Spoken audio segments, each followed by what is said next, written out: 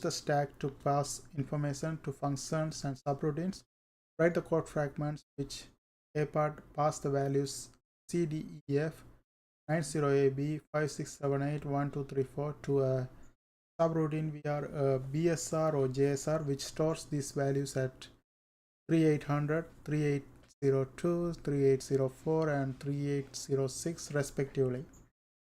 Okay, so in order to do this one, what you have to do is we have to use a push and pull method, and also we have, as it's mentioned in the question, we have to use a subroutine. Okay, now let's go ahead and see how to do that. We can either use BSR or JSR for the branching subroutine. BSR means branch to subroutine, JSR jump to subroutine, same thing. Okay, now let's go ahead and do that. First, I'm gonna do the push thing. Okay. So here I'm gonna use the accumulator D to do that. So LDD, load in the accumulator D, and the reason we are loading is because we need 16 bits, because when I write hexadecimal number, this is called, it's a values, right? This is not address, this values, and in hexadecimal each digit takes 4 bits, that's 1 byte, and totally 4 bytes, 16 bits. So in order to deal with 16-bit, we have to use accumulator D, because if we use accumulator A, it only can deal with 8 bits. Accumulator B also only deals with 8 bits, but accumulator D deal with 16 bits. So we use the LDD for that, load in the accumulator D, and then we are gonna load this one respectively, like CDEF. But when we are pulling, that's the B part. For this one, we have to use a BSR and pull this one in order to store. So when we do that, we have to do in opposite order. Okay, it's because the stack is using LIFO memory, that is last in first out. Okay, now let's see. Here I'm this one is A part. I'm just using the push method. So first one is CDEF,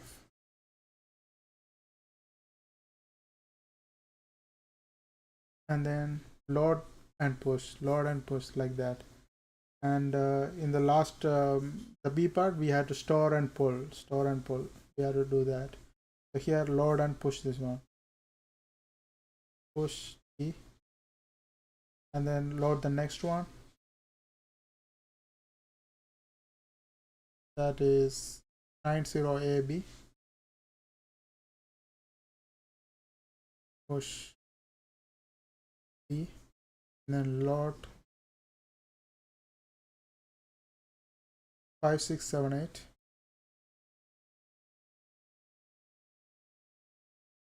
and then push D, and then load 1234,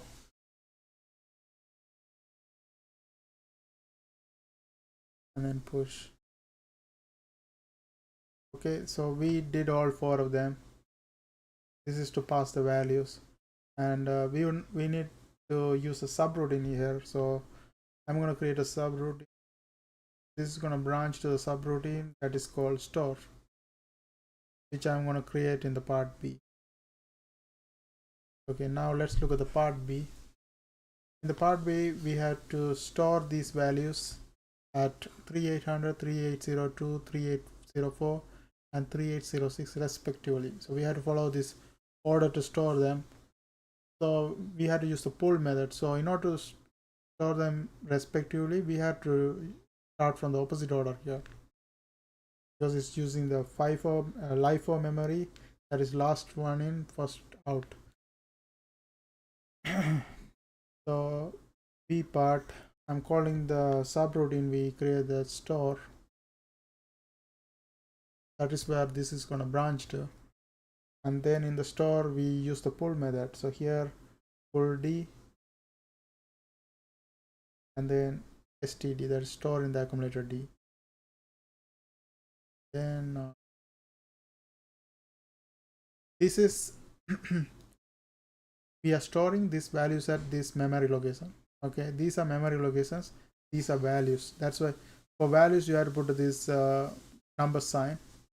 For the memory location, you don't have to put that. You have to just leave it blank. This represents memory address.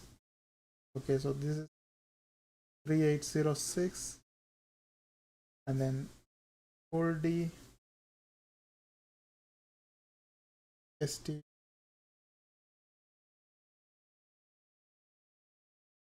The reason we are going opposite here, because when we are pulling, this is the one coming out first, and we are storing at this one. That's come respectively, because last one should be stored at 3806, and then when I pull next one, that's gonna pull this, and that one should be stored at right here.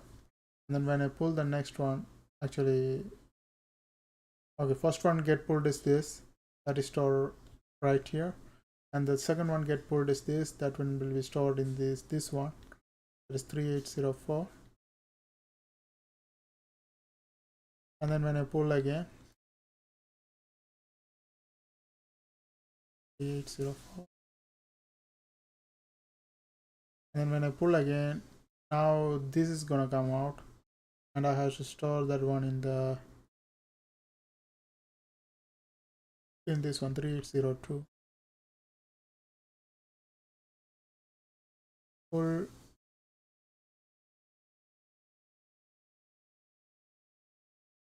STD. Now when I pull this one, now this is gonna come out, and that I have to store this in 800. Okay, now we have stored this one respectively, and since we are using subroutine, to return from subroutine we have to use RTS at the end. Okay, that is it. And also here we can make a note that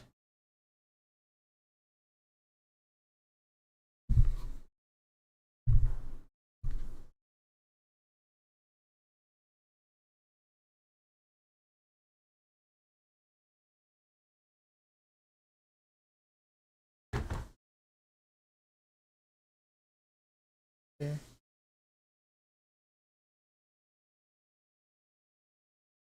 the stack is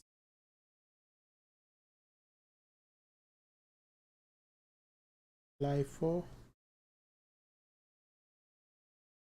3, last in, first out.